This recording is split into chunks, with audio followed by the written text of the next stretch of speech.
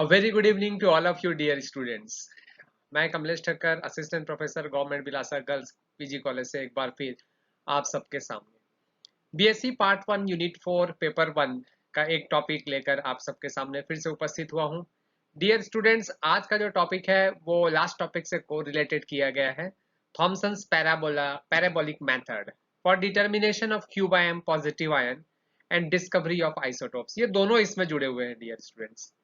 So let's go, देखते हैं कि क्या क्या कंटेंट्स इसमें है।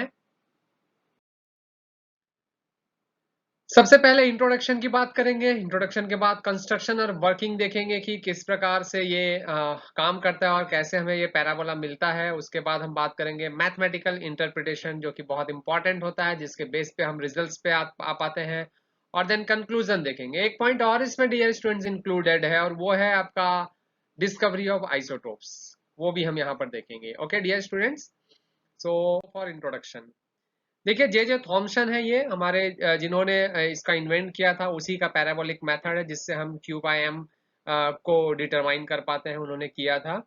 सबसे पहले डियर स्टूडेंट्स क्या है, it is an application of parallel electric and magnetic field. Parallel electric और मैग्नेटिक फील्ड का ये एक एप्लीकेशन है। मैग्नेटिक फील्ड इलेक्ट्रिक फील्ड हमने पढ़ा, परपेंडिकुलर पढ़ा, लास्ट क्लास में हमने पढ़ा था डियर स्टूडेंट्स, लास्ट लेक्चर में पैरेलल इलेक्ट्रिक और मैग्नेटिक फील्ड जब दोनों वाई एक्सिस में लगे हुए थे। आज हम उसी पर बात करेंगे, उसी का ये एक एप्लीकेशन है। So here value of q by m is determined positive ion parabola method। हम q by m की वैल्यू फाइंड आउट करेंगे पॉजिटिव आयन पैराबोला मेथड, जो कि जे जे थॉमसन ने दिया था उसी पर। Here E and B field are parallel to each other, okay, ये तो क्लियर था, but perpendicular to the direction of the motion of the positive ion। जो पॉजिटिव आयन का मोशन होगा उसके डायरेक्शन के परपेंडिकुलर होगा, दैट मीन्स वो दूसरे एक्सिस पे होगा, और डेफिनेटली कि जो ई और बी फील्ड होगा वो दूसरे एक्सिस पे होगा। This parabola is also useful in discovery of isotope. Yes dear students, ये एक टॉपिक मैंने इसमें इंक्लूड किया है डिस्कवरी ऑफ आइसोटोप्स का, और बहुत छोटा सा टॉपिक है जो कि इसका एक रिजल्ट्स में हमको देखने को ये मिलेगा। Construction and working dear student, आप देख रहे हैं इलेक्ट्रिक फील्ड और मैग्नेटिक फील्ड पहले से मैंने यहाँ पर दोनों को सेम डायरेक्शन दिया है, that means both are parallel. हमको जो पढ़ना है इलेक्ट्रिक फील्ड और मैग्नेटिक फील्ड दोनों यहाँ पर आपको दिखाई दे रहे हैं, दोनों कैसे हैं, पैरेलल है। दैट मीन्स अगर मैंने वाई एक्सिस यहाँ पर लिया, आप देखेंगे कि वाई एक्सिस में ये कैसे आते हैं। तो सबसे पहले कंस्ट्रक्शन में देखें, हमारे पास जो है एक वैक्यूम ट्यूब है और उसमें जनरली थोड़ी सी कुछ गैस, डिस्चार्ज ट्यूब हम बोल सकते हैं, जिसमें हम गैस यहाँ पर डाली गई है। और इस डिस्चार्ज ट्यूब में आप देख सकते हैं कि स्क्रीन जो है वो ये वाला हिस्सा जो है उसका स्क्रीन का है, ये वाला हिस्सा हम बात करेंगे आगे क्या क्या चीजें और इसमें है डियर स्टूडेंट्स। देखिए सबसे पहले कैथोड की हम बात करते हैं डियर स्टूडेंट्स, जो यहाँ पर सिलेंड्रिकल एक बेलनाकार कैथोड आपको दिख रहा है जो निगेटिव यहाँ पर कनेक्ट हुआ है। इस कैथोड से जो है वो एक छोटा सा इसमें छिद्र होता है, जिस छिद्र से जो इलेक्ट्रॉन पुंज है, जो धन आयन पुंज है, वो बाहर की ओर निकलते हैं और डिफ्लेक्ट होते हैं इलेक्ट्रिक और मैग्नेटिक फील्ड से, और स्क्रीन पर हम देखते हैं। चलिए देखें आगे। ये हमारी दो प्लेट्स हमने यहाँ पर ले ली, एक पॉजिटिव प्लेट जो नीचे वाली दिख रही है और ऊपर वाली निगेटिव प्लेट है, दोनों के साइन आपको समझ में आ रहा है। इस प्लेट से हम इलेक्ट्रिक फील्ड यहाँ पर अप्लाई करते हैं। इलेक्ट्रिक फील्ड की direction you know dear students plus to minus होती है, तो देखिए नीचे जो इलेक्ट्रिक फील्ड की हमने डायरेक्शन दी है वही डायरेक्शन यहाँ पर भी आपको दिखाई दे रही है, पॉजिटिव टू निगेटिव, ये डायरेक्शन में हमारी इलेक्ट्रिक फील्ड लगी हुई है। ओके डियर स्टूडेंट्स, नेक्स्ट हम देखते हैं कि इलेक्ट्रिक फील्ड तो हो गई, पैरेलल मैग्नेटिक फील्ड भी चाहिए। सो मैग्नेटिक फील्ड के लिए देखिए एनएस हमने ले लिया। अब देखिए मैग्नेटिक फील्ड की डायरेक्शन भी डियर स्टूडेंट्स आपको मालूम है कि ये डायरेक्शन जो होती है वो नॉर्थ टू साउथ होती है। तो डियर स्टूडेंट्स यहाँ से हम देखें तो ये डायरेक्शन आपकी मैग्नेटिक फील्ड की हो गई। तो दोनों डायरेक्शन जो है फील्ड की, दोनों फील्ड जो है वो यहाँ पर कैसे है, पैरेलल है। प्लेट्स के थ्रू हमने इलेक्ट्रिक फील्ड दिया है और मैग्नेटिक फील्ड दिया है, जो मैग्नेट आपको दिख रहे हैं उसके टुकड़े दिख रहे हैं एनओएस, उसके थ्रू हमने दिया हुआ है। ओके डियर स्टूडेंट्स, नेक्स्ट आगे बढ़ते हैं हम, और भी इसमें क्या क्या चीजें हैं। सबसे पहले देखिए ये स्क्रीन पर हमें जो मिलता है वो एक्स और वाई प्लेन जो मिलता है, उस पर आप देखेंगे कि वाई एक्सिस में हमने फील्ड लगाई है और एक्स एक्सिस पर कैसे जो चार्ज पार्टिकल है मूव करता है, और पैराबोला यहाँ पर जो बनता है वो हम देखेंगे जेड एक्सिस के थ्रू। आगे हम बात करेंगे उस पर। अब यहाँ से चार्ज पार्टिकल जो है वो पॉजिटिव चार्ज पार्टिकल जो है वो निकल रहे हैं, पॉजिटिव आयंस निकल रहे हैं। ये पॉजिटिव आयंस देखिए कैथोड से, क्योंकि कैथोड निगेटिव है तो सब्ट्रैक्ट होकर वो आगे की ओर बढ़ रहे हैं। जैसे ये इलेक्ट्रिक फील्ड और मैग्नेटिक फील्ड में दोनों में आपको मालूम है कि इलेक्ट्रिक फील्ड में जाएंगे तो डेविएट होंगे, मैग्नेटिक फील्ड में भी जाएंगे तो डेविएट होंगे। दोनों में एक साथ जब जाते हैं तो स्क्रीन पर जो है वो एक पैराबोला बनता है, जिसकी डायरेक्शन हम फाइंड आउट करेंगे due to magnetic field and also due to electric field कैसे ये हो पाता है, दोनों के लॉरेंट फोर्सेस की डायरेक्शन फाइंड आउट करेंगे डियर स्टूडेंट्स। ये पॉजिटिव चार्ज सोर्स था। तो डियर स्टूडेंट्स जो लास्ट हमें फिगर मिलता है वो नीचे मैंने यहाँ पर शो किया, ये देखिए ये फिगर जो है वो हमें मिलता है डियर स्टूडेंट्स। इस फिगर में आप देख सकते हैं कि जो चार्ज पार्टिकल जो बी और ई दोनों फील्ड जो अपवर्ड डायरेक्शन में वाई डायरेक्शन में है, तो देखिए वो चेंज होता है और चेंज होने के बाद देखिए जो इसकी डायरेक्शन होती है इलेक्ट्रिक फील्ड के कारण पैराबोलिक ऊपर की ओर जा रही है, और एक और मैग्नेटिक फील्ड के कारण वो जेड डायरेक्शन में भी जाता है। तो कैसे ये पैराबोला बनता है वो हम मैथमेटिकल इंटरप्रिटेशन से भी समझेंगे डियर स्टूडेंट्स। सो नेक्स्ट, ये इसका सिंबल था, देखिए आपको दिख रहा होगा डियर स्टूडेंट्स, ये जो पैराबोला आपका बना हुआ है ये, इससे हम बहुत सारी चीजें फाइंड आउट कर सकते हैं डियर स्टूडेंट्स। ये दोनों फील्ड जब है तभी ये बना हुआ है। एक्चुअली क्या होता है, इलेक्ट्रिक फील्ड जो होता है वो चार्ज पार्टिकल को ऊपर की ओर ले जाता है, क्योंकि उस पर जो फोर्स लगता है वो क्यूई, उसका डायरेक्शन जो होगा वो एक्सिस पे होगा, जहां फील्ड की डायरेक्शन होगी वहीं फोर्स की डायरेक्शन होगी। बट अगर हम फ्लेमिंग का लेफ्ट हैंड रूल देखें जिसमें लॉरेंट फॉल मैग्नेटिक फील्ड के कारण लगता है, तो वहां डियर स्टूडेंट्स क्या होगा, तो वहां आपको मालूम है कि लेफ्ट हैंड रूल के हिसाब से जो इलेक्ट्रिक फील्ड है वो ऊपर है ना, और जो चार्ज पार्टिकल है उसकी डायरेक्शन तो वो अपवर्ड डायरेक्शन में लगेगा, यानी कि बाहर की तरफ लगेगा, और बाहर की तरफ जो हमारा एक्सिस है वो कौन सा एक्सिस है, जेड एक्सिस है। तो ड्यू टू मैग्नेटिक फील्ड जो फोर्स अप्लाई होगा वो जेड एक्सिस होगा, जिससे दोनों फोर्स के कारण जो इसका शेप होगा वो पैराबोलिक हो जाता है। आगे बढ़ते हैं। Due to electric field mathematical interpretation में सबसे पहले इलेक्ट्रिक फील्ड के कारण फोर्स क्यूई पहले भी पढ़ा है, वाई डायरेक्शन में होगा, और अगर हम एक्सीलरेशन फाइंड आउट करें तो क्यूई बाय एम होगा। Time T equal to L upon V. L upon V में क्यों कह रहा हूँ डियर स्टूडेंट्स, कि जो फील्ड की जो लेंथ है इलेक्ट्रिक फील्ड की वो एल है, अगर हम एट एनी टाइम टी उसकी वेलोसिटी वी हो तो टाइम निकालें उसको ट्रेवल करने में एल डिस्टेंस, तो वो हो जाएगी, ये देखिए ये जो एल मैं बात अभी कर रहा था ये एल की बात हमने की, तो वो जो डिस्टेंस टाइम हो जाएगा वो कितना हो जाएगा, L upon V. Next, S equal to ut plus half at इसका मतलब डिफ्लेक्शन चाहिए कितना हो रहा है due to electric field. So y equal to ut, that means initial velocity तो डियर स्टूडेंट जीरो है, तो हाफ होगा, a की वैल्यू हमारे पास यहाँ पर है qe बाय m, वो हमने पुट की, और t की वैल्यू डियर स्टूडेंट्स निकली है l अपॉन v, वो हमने वैल्यू यहाँ पर पुट कर दी। सो हमारा इक्वेशन नंबर 1 जो है वो डिफ्लेक्शन शो करता है ड्यू टू इलेक्ट्रिक फील्ड, पहले भी हमने इसे पढ़ा दिया स्टूडेंट्स। नाउ मैग्नेटिक फील्ड में आते हैं। Now due to magnetic field what, magnetic field के कारण देखिए फिर से फोर्स फोर्स तो क्लियर है, क्यूवीवी लगेगा, एक्सीलरेशन जो है वो क्यूवीवी बाय एम होगा, लेकिन इसकी डायरेक्शन अभी मैंने बात की डियर स्टूडेंट्स जेड एक्सिस में होगी। इसकी डायरेक्शन कैसी होगी, जेड एक्सिस में होगी। अगर ये वाई डायरेक्शन है और ये एक्स डायरेक्शन है डियर स्टूडेंट्स, तो डेफिनेटली इसकी डायरेक्शन जेड एक्सिस में होगी। आप देख लीजिए कि अपनी तर्जनी, अपनी फोर फिंगर, अपनी मिडिल फिंगर दोनों को यदि हम वाई और एक्स एक्सिस में रखें, फोर फिंगर को अगर वाई एक्सिस में रखें और मिडिल फिंगर को एक्स एक्सिस में, तो डेफिनेटली जो थंब होगा वो जेड एक्सिस को शो करेगा।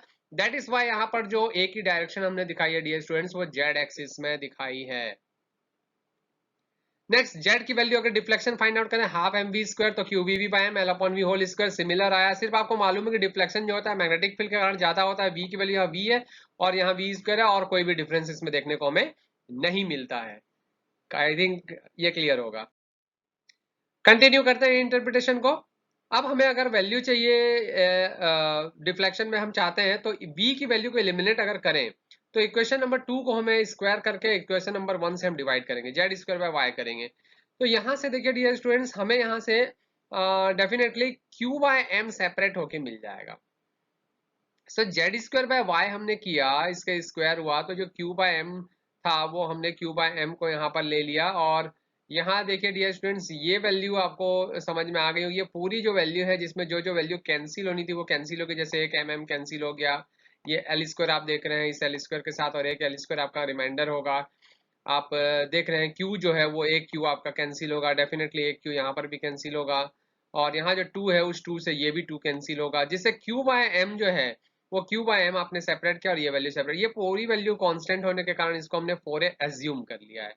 ना जेड स्क्वायर इक्वल टू 4 है तो जेड स्क्वायर इक्वल टू 4 है वाई होगा, वाई को जब हमने ट्रांसफर किया तो ओके, तो जेड स्क्वायर इक्वल टू 4 है वाई। आपको मालूम है कि ये एक पैराबोला का इक्वेशन है जिसका जो नाभि है, नाभि लंब है वो 4a है, जिसकी वैल्यू जो है हमारे पास पैराबोला इक्वेशन लेटस रेक्टम जिसको हम कहते हैं, नाभि लंब की लंबाई जो है वो ये वाली वैल्यू है। ये नाभि लंब की लंबाई बहुत मायने रखती है, हम इसकी एप्लीकेशंस देखेंगे, इसको समझेंगे जब इसका रिजल्ट्स निकालेंगे डियर स्टूडेंट्स, तो आप देखेंगे कि जो लेटस रेक्टम है वो बहुत इंपॉर्टेंट मायने रखता है। चलिए आगे बढ़ते हैं। क्या मिला, all the ion of the same Q by M value fall on a parabola on the screen. जितने भी आयंस की same Q by M value होगी वो एक ही पैराबोला पर क्या होंगे, फॉल होंगे। By measuring the lattice rectum, the specific charge Q by m of ion can be calculated। देखिए lattice rectum की इंपॉर्टेंस देखिए डियर स्टूडेंट्स, कि lattice rectum को आप मेजर करके कैलकुलेट कर सकते हैं Q by m की वैल्यू। कैसे, चलिए देखते हैं हाउ इट इज। कंक्लूजन में हम समझते हैं from equation number 1 and 2 dear students, ये हमारा डिफ्लेक्शन था पहला, ये डिफ्लेक्शन दूसरा y और x एक्सिस z एक्सिस का। देखिए हिंदी में मैंने थोड़ा सा यहाँ पर लिखा है समझने के लिए आप लोगों के लिए। भिन्न भिन्न वेग वाले आयनों के लिए डेफिनेटली जेड और वाई भिन्न भिन्न होगा, क्योंकि वेलोसिटी पे डिपेंड करता है कौन, आपका वाई और जेड।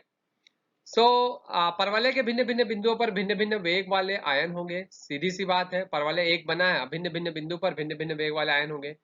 अधिक वेग वाले आयनों के लिए विक्षेप जेड और वाई कम है, क्योंकि वेग जो है वो डिनोमिनेटर में है, तो सीधी सी बात है जेड और वाई जो होगा वो क्या हो जाएगा, कम होगा। तो बिंदु परवलय के शीर्ष पर, सीधी सी बात है, अधिक अधिक वेग वाले आयन के लिए विक्षेप कम है। अगर विक्षेप कम होगा तो वो फैलेंगे क्या, नहीं फैलेंगे, और कम फैलेंगे इसका मतलब वो कहां पर रहेंगे, सिरे की तरफ रहेंगे, सिर की तरफ रहेंगे, उसके जो पैराबोला हमारा बनता है उसके यहाँ पर वो सब वैल्यूज होंगी। ओके, अधिक वेग वालों के लिए वे आयन जिनके लिए क्यू बाय एम के मान भिन्न भिन्न है, भिन्न भिन्न परवलय प्राप्त होंगे। ये सब जितना भी था डियर स्टूडेंट्स, वो सभी के लिए क्यू बाय एम की वैल्यू सेम थी। बट अब हम बोल रहे हैं कि क्यू बाय एम का मान यदि हम चेंज करते हैं, दैट मीन्स एम की वैल्यू, मास की वैल्यू चेंज होगी तो क्यू बाय एम चेंज होगा, और क्यू बाय एम चेंज करेंगे तो पैराबोला डिफरेंट डिफरेंट मिलेंगे डियर स्टूडेंट्स। यदि नली में भरी गैस के, अब देखिए इससे क्या फायदा हुआ, आइसोटोप, आइसोटोप का आपको मालूम है कि मासेस जो होता है वो द्रव्यमान जो होता है, परमाणु द्रव्यमान जो होता है, एटॉमिक मास जो होता है वो डिफरेंट डिफरेंट होता है। तो आइसोटोप अगर हमने कोई गैस ली जिसमें आइसोटोप्स हैं तो cube ion definitely different different होंगे, तो उसके लिए डेफिनेटली डिफरेंट डिफरेंट पैराबोला बनेंगे। और अगर हमारे पास जो पैराबोला है उसका क्यू बाय एम जो है, सॉरी, जिस आयन का भी क्यू बाय एम कम होगा उसके लिए जो लेटेस्ट रेक्टम की वैल्यू होगी वो भी क्या होगी, कम होगी। देखिए क्यू बाय एम का कम होना दैट मीन्स मास का बढ़ना। क्या बढ़ना, मास आपका इंक्रीज होगा, और मास इंक्रीज होगा तो अभी हमने बात की थी कि देखिए वो सिर के मास इंक्रीज होगा तो उस कंडीशन में क्या होगा, क्या बता रहा है, नाभिलम की लंबाई कम होगी। इसका मतलब अगर मैंने एक पैराबोला ड्रॉ किया है, ये पैराबोला अगर नॉर्मल मैंने बनाया है, तो उस कंडीशन में अगर लेटस रेक्टम हमारा जो होगा वो ये सब होगा, तो देखिए जिसका लेटस रेक्टम कम है डेफिनेटली उसका मास ज्यादा है। इसका मतलब पैराबोला वहां पर आपको मिलेगा जो बहुत क्या होगा, छोटा होगा, जिसका शीर्ष बहुत क्या होगा, छोटा होगा, जो इनर होगा। आगे बढ़ते हैं, समझ में आएगा आइसोटोप्स के कॉन्सेप्ट में डियर स्टूडेंट्स वो चीज। डिस्कवरी ऑफ आइसोटोप्स, तो आइसोटोप्स आप जानते हैं जिसका एटॉमिक नंबर तो सेम होता है पर एटॉमिक वेट जो होता है वो क्या होता है, different different. So what, so this Q by M change, देखिए एटॉमिक नंबर सेम है, it's okay, atomic mass different है तो क्यू बाय एम क्या हो जाएगा, चेंज हो जाएगा। सो देखिए इस फिगर को देखिए, जो नियॉन के बारे में यहाँ पर बात की गई है, देखिए जिसका आप मास जो है वो ज्यादा ले रहे हैं, डबल टू है, और जिसका मास 20 है, तो डबल टू वाला देखिए उसका लेटेस्ट रेक्टम जब हम निकालेंगे तो वो कम होगा। सॉरी मैंने तिरछा ले लिया है, वो एकदम आपका परपेंडिकुलरली आएगा क्योंकि वो परपेंडिकुलर लेंथ होता है। तो जो लेटेस्ट रेक्टम इसका निकलेगा वो डियर स्टूडेंट्स डेफिनेटली क्या होगा, कम होगा, लेकिन बाकी का लेटेस्ट रेक्टम उससे ज्यादा होगा। तो जिसका मास कम है उसका लेटेस्ट रेक्टम भी कम होगा, जिसका मास कम है उसका लेटेस्ट रेक्टम क्या होगा, ज्यादा होगा। तो मास से हम बात नहीं करते, हम क्यू एम से बात करते हैं। ओके, क्लियर होगा, कंफ्यूजन नहीं होगा। Thomson parabolic method, different value Q by M, different parabola. Okay, so its isotope there are different value of mass, so q by m is different। isotope में क्या होता है, मास डिफरेंट, तो q by m भी यहाँ पर different होगा। ठीक है, फॉर हैवियर आइसोटोप, अब देखिए हैवियर आइसोटोप के लिए q by m क्या होगा, कम होगा, उल्टा हुआ ना। सो लेटेस्ट रेक्टम स्मॉल होगा, तो जो हैवियर है वो ये है, उसके लिए लेटेस्ट रेक्टम क्या हुआ, कम, और q by m क्या हुआ, ज्यादा। तो q by m अगर q by m क्या हुआ, कम, मास क्या हुआ, ज्यादा, तो ज्यादा मास के लिए लेटेस्ट रेक्टम कम होगा और कम मास के लिए लेटेस्ट रेक्टम क्या होगा, ज्यादा होगा, नाभिलम की लंबाई। Outer parabola lighter isotopes, correct है। इनर पैराबोला हैवियर आइसोटोप्स, ये भी क्लियर हुआ डियर स्टूडेंट्स, बहुत सिंपल है ये। क्या आउटकम मिला, ये बहुत सिंपल सी बात है, जो हमने डेरिवेशन किया उसी से हमको डिस्कवरी ऑफ आइसोटोप का टॉपिक पूरा क्लियर हो जा रहा है। We can find the ratio of isotopes, बिल्कुल सही। We can find the Q by M by latus rectum, अगर मेजर करके तो कैलकुलेट कर सकते हैं हम किसकी वैल्यू को, dear students, q by m की वैल्यू को। And if we have q then we can determine the atomic mass of any element. So ये आई थिंक टॉपिक आप लोगों को समझ में आया होगा डियर स्टूडेंट्स। और ये parallel mutually parallel electric field and magnetic field का एक एप्लीकेशन है और बहुत इंपॉर्टेंट भी है जे जे थॉमसन का क्यूब आयन मेथड। सो अगर अच्छा लगे डियर स्टूडेंट, समझ में आया हो तो बिल्कुल सब्सक्राइब कीजिए, ज़्यादा से ज़्यादा लोगों तक शेयर कीजिए जिससे ऑटोमेटिक ये वीडियो सबको मिलते रहे और जैसा आपका रिस्पॉन्स होगा वैसे ही हम आगे बढ़ेंगे। तो कोशिश कीजिए कि ज़्यादा से ज़्यादा इसे शेयर करें और सब्सक्राइब करें। Thank you very much dear students.